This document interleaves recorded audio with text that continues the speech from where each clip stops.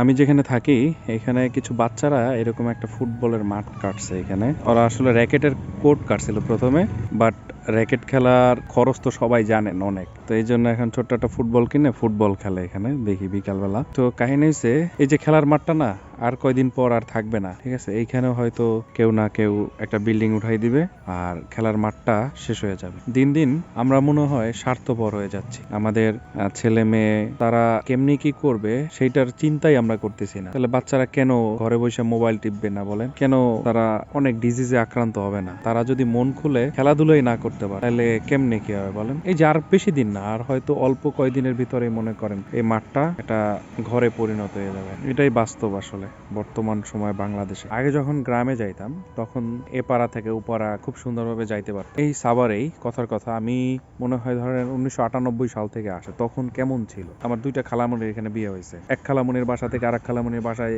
যাইতে বেশি সময় লাগতো না, মানে ধরেন খোলার মতো ছিল, দৌড়ে চলে যেতে পারতাম। আর এখন সবাই সবার ব্যারিকেড দিয়ে আটকাই রাইখা, মানে এখন চারিদিক ঘুইরা তারপরে যাইতে হয়। এখন আর আগের মতো মানুষের ভিতরে সেই সম্পর্কটা নাই আগে যেরকম ছিল। এখন সবাই আসলে স্বার্থপরতার সম্পর্ক নিয়ে আছে, বুঝছেন? সবাই এরকমই হয়ে গেছে দিন শেষে। ছেলেটা একটু অসুস্থ, ওর নিয়ে বাইরে বসে আছে রোদের ভিতরে, রোদ পোহাইতেছি। বাবা ঠিক আছে, ভালো থাকেন, আল্লাহ হাফেজ। অনেক জ্ঞানের কথা বলে দিচ্ছি।